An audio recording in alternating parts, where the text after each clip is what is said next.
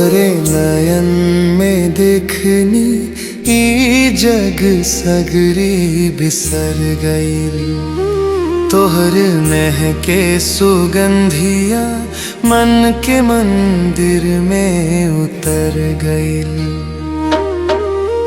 श्याम रंग तोहर अजोरिया बन गईल। जग सुतल रहे मोरा जिए जाग गए। तोहर देह से निकले भिनु भिनु सुगंध रे, जैसे पूजा के दीप में बसल हो आनंद रे। पतली देह लता जैसे बयार में झूमे, छू न सकी कवनो जनो प्रेम बस झूमे में। श्याम रंग तोहर अंजोरिया बन गईल। जग सुतल रहे मोरा जिए जाग गईल।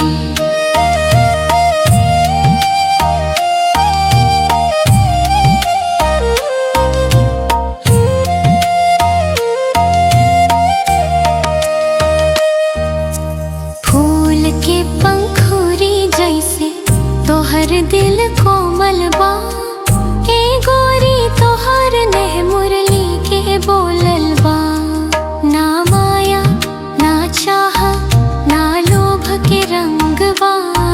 ई प्रेम त आत्मा के संग बा।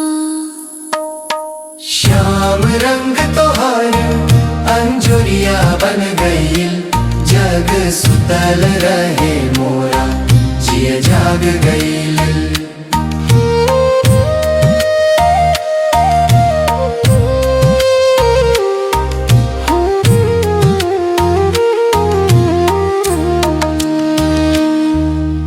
भोर में तब नु सूरज तोहर ज्योति चमके।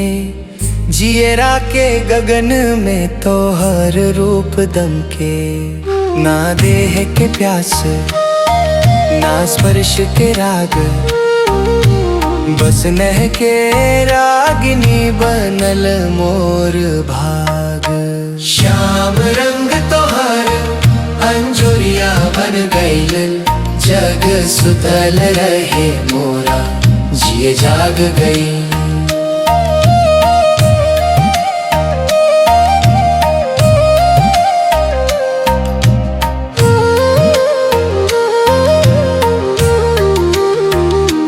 तोहरे नयन में देखनी ये जग सगरी बिसर गई। तोहर नेह के सुगंधिया मन के मंदिर में उतर गई। तोहर प्रेम के ज्योति से मन उजियार हो गईल।